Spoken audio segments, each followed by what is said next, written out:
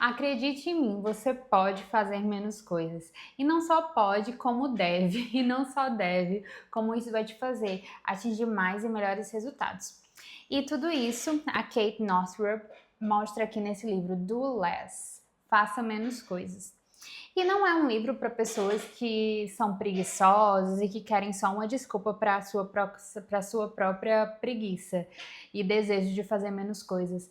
Mas é porque nós, de forma geral, principalmente mulheres, temos muito essa tendência de colocar muitas coisas pra gente fazer na nossa vida, no nosso dia, e a gente acaba não fazendo nada direito, porque eu não sei se você sabe, mas a multitarefa é um mito. Por mais que nós, como mulheres, nos orgulhemos muito de conseguirmos ser multitarefas, de conseguirmos fazer várias coisas ao mesmo tempo, mas de fato é um mito e eu expliquei já num vídeo que eu vou deixar aqui em cima sobre o mito da multitarefa. Então, nesse livro da Kate Northrup, esse livro é para as pessoas que são ambiciosas, para mulheres ambiciosas, né? A Revolutionary Approach to Time and Energy Management for Ambitious Women. Então, se você também é uma mulher, digamos, ambiciosa, que quer se utilizar mais e melhor do seu tempo de forma intencional, fica até o final desse vídeo, porque eu vou falar um pouco do que ela foi falando nesse livro, tá bom? Então, se você ainda não me conhece, eu sou Thaís, aqui eu falo sobre produtividade, autoconhecimento, livros, cultura em geral e outras cositas mais. Então, se você gosta de todos esses assuntos, já me segue por aqui, já se inscreve no canal para continuar acompanhando tudo. Então, eu comecei a ler esse livro na semana passada e entra muito no aspecto que eu tô querendo viver e tô buscando encontrar na minha vida diante da produtividade. Eu tive contato com o livro Produtividade Lenta, A Única Coisa e Um Ano em 12 Semanas do ano passado, de 2025. Mas eu fui percebendo que todos esses livros são escritos por homens e para homens, então eu fui procurando novos livros que me ajudassem a ter uma percepção melhor sobre a nossa natureza própria feminina. E eu percebi que a base para qualquer coisa que uma mulher vive precisa ser o seu ciclo menstrual, porque isso altera o nosso tempo e a nossa energia ao longo de todo o nosso mês, né? Então, eu não posso organizar minha rotina como um homem organizaria, porque um homem colocaria que toda segunda-feira ele vai fazer isso e aquilo, porque todas as segundas-feiras dele são iguais. Só que as minhas, como mulher, são diferentes. Quando eu tô na fase menstrual, eu me sinto mais cansada, ou seja, eu preciso descansar um pouco mais. Então, eu não posso colocar uma atividade para essa fase de forma específica. Nem mesmo os meus exercícios podem ser iguais todos os dias de todas as semanas, ao longo do mês. Então, por isso, a gente precisa ter como base essa dimensão do ciclo menstrual. E é o primeiro experimento que a Kate fala aqui neste livro dela. A questão é que ela vai trazendo 14 experimentos diferentes que ela mesma praticou na vida dela, contando histórias da vida dela para contextualizar como ela percebeu que precisava realmente fazer menos coisas. E tudo começou quando ela engravidou, né? Que o corpo dela mesmo foi que pediu para que ela parasse. Ela tinha passado 32 anos da vida dela vivendo tudo, com toda a energia, com toda a força, com tudo, tudo, tudo. Mesmo muitas vezes chegando próximo ao burnout, né? Porque é isso que acontece quando a gente não vive conectada com o que o nosso corpo está pedindo e está querendo de nós a cada tempo.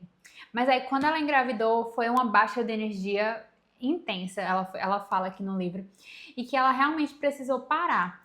Aí, depois que ela teve a filha dela, né, ela foi percebendo que ela precisava levar mais em conta o que é que o corpo dela estava pedindo a cada tempo. E uma dessas coisas é o próprio ciclo menstrual.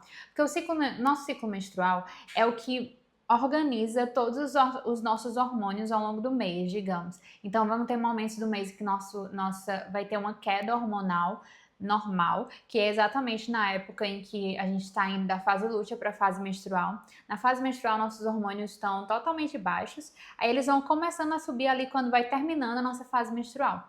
E aí, quando eles estão subindo, chega a fase folicular e depois a fase ovulatória, que atinge o pico hormonal, principalmente do estrogênio, que é exatamente esse hormônio que nos dá mais energia.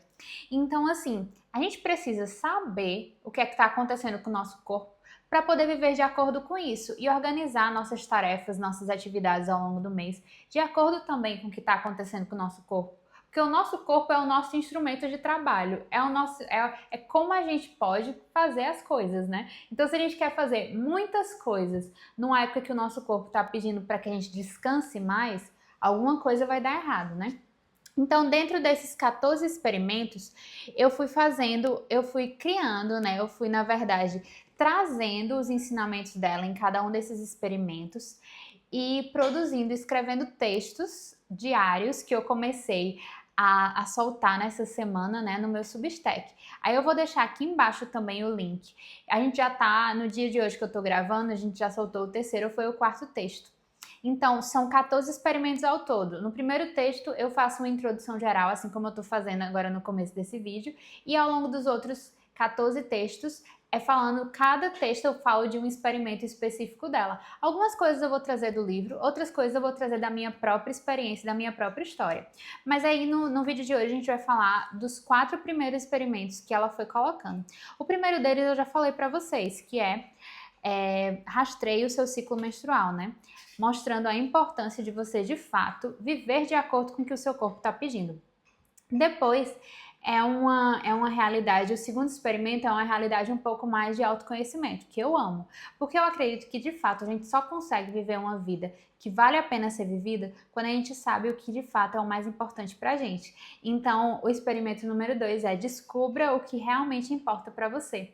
E aí foi o texto que saiu na quarta-feira dessa semana. E que eu ia colocando no texto de forma específica uma maneira de como você pode descobrir o que realmente importa para você, que é refletir sobre como vai ser no dia da sua morte. Eu sei que isso parece assim muito mórbido, muito assim, Thaís, meu Deus, eu quero viver minha vida, eu não quero ficar pensando na minha morte. Mas para você viver uma boa vida, para que a sua vida seja de fato boa, ou seja, esteja direcionada para aquilo que realmente importa para você, para aquilo que realmente é bom, você precisa pensar na sua morte. Você precisa pensar no que as pessoas vão falar de você, pensar de você no dia que você morrer. Se, por exemplo, você morresse hoje, o que é que as pessoas estariam falando lá no seu funeral?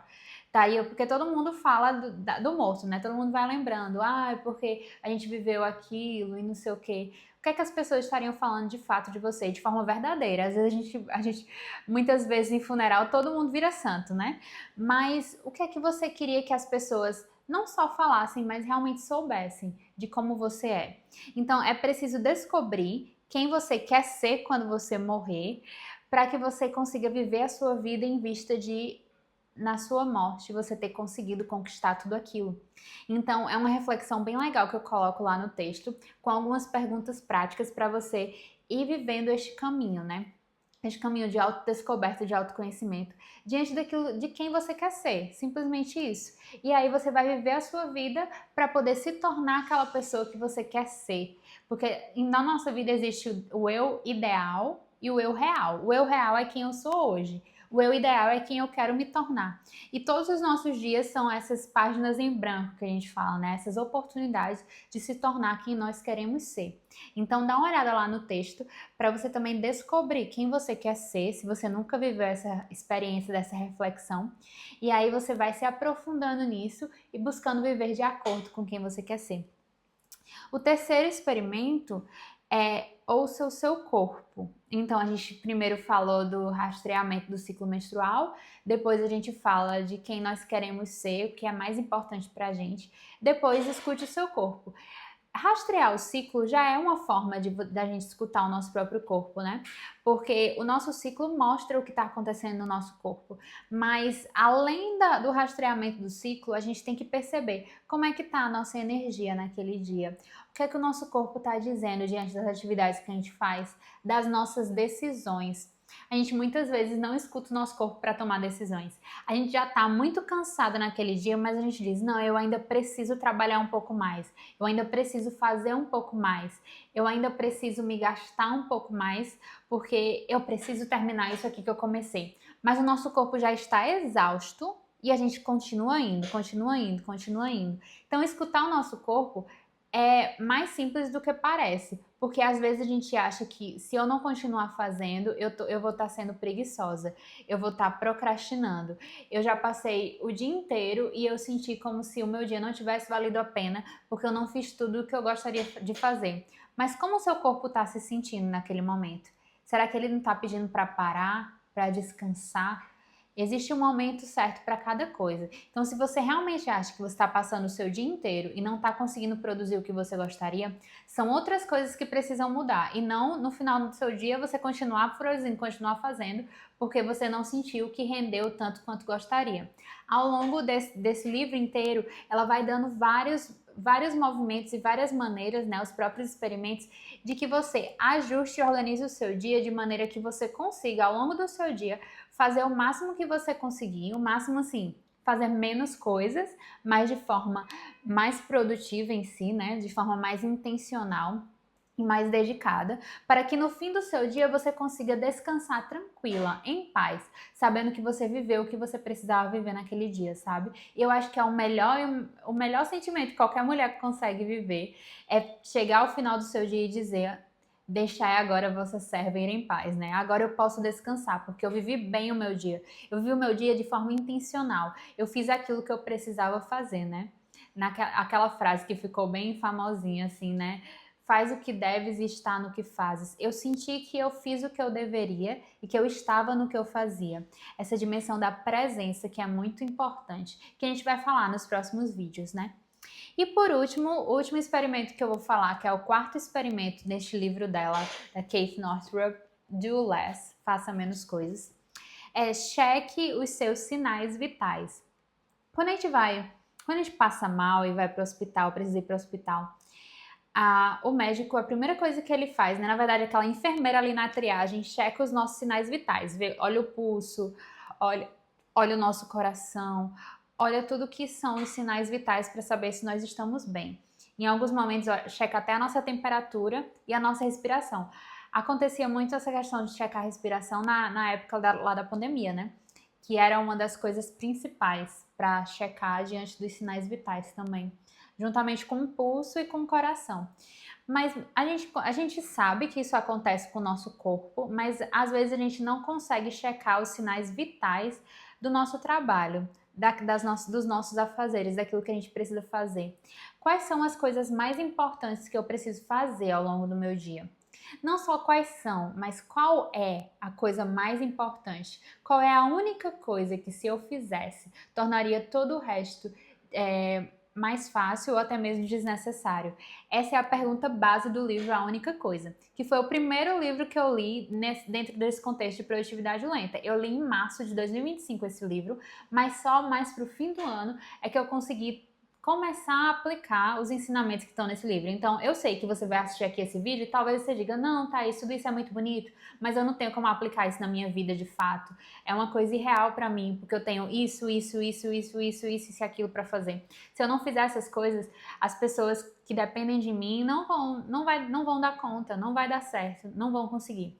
Mas o que eu quero te pedir é que você abra o seu coração, a sua mente e se coloque alguns minutos de reflexão diante desses passos, desses pontos que eu fui falando ao longo desse vídeo e também nos vídeos posteriores. Se você quiser se aprofundar um pouco mais, eu te convido mais uma vez a ler os textos que eu falei sobre cada um. Eu escrevi um texto inteiro, não tão longo, dá para você ler em mais ou menos 5 minutos, com exercícios práticos para você conseguir aplicar na sua vida. Não importa quão corrida seja a sua vida, não importa quantas coisas você precise fazer, porque só depende de você.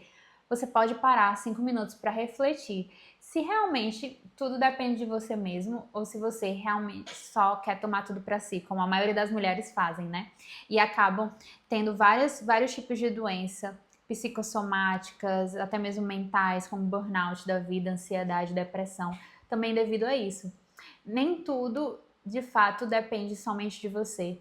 É possível que outras pessoas consigam fazer as coisas que você faz. Eu sei que a gente sempre pensa, ninguém vai fazer tão bem quanto eu. Mas é possível delegar, sabe? E nos próximos vídeos eu vou falar um pouco mais sobre isso também. Sobre como pedir, como aprender a receber ajuda e posteriormente a como pedir ajuda, né? Depois que você checa os seus sinais vitais, os sinais vitais da sua produtividade, ou seja, quando você descobre qual de fato é a única coisa que você precisa fazer e só você pode fazer, qual é a única coisa que vai dar o tom para todo o seu dia, que você precisa dedicar mais tempo todos os dias para melhorar naquilo de fato, que vai tornar todo o resto mais fácil ou até mesmo desnecessário, aí você consegue receber e pedir ajuda, porque você vai saber que você se dedicando àquela única coisa, que é o mais importante para você, as outras coisas que você foi percebendo que é possível que outras pessoas façam, você consegue delegar. Então é sobre isso que a gente vai falar no vídeo que vem, sobre aprender a receber ajuda, aprender a pedir ajuda e alguns outros passos, né? Os próximos experimentos que a Kate Northrup vai falar neste livro do Less. Então, espero que tenha sido útil esse vídeo para você. Te convido mais uma vez a checar os textos sobre cada um desses experimentos que a autora foi fazendo, para a gente tentar também aplicar nas nossas vidas, né? Eu vou contando também algumas experiências pessoais minhas de como eu fui fazendo para aplicar, porque foi muito interessante. Quando eu ia lendo o livro, eu ia percebendo que muitas coisas eu já aplicava de uma forma diferente que a autora aplicou. Então eu vou contando a minha própria experiência, não somente a experiência da autora, sabe? Aí também interessante, modéstia à parte, né? Então me fala se você gostou, me fala aqui nos comentários se você quer viver esse caminho de fazer menos coisas, porque é um caminho que a gente precisa traçar juntas e é o caminho que eu tô buscando traçar. Eu espero que você venha comigo também para fazermos menos coisas juntas, tá bom? Então foi isso por hoje e até o próximo vídeo.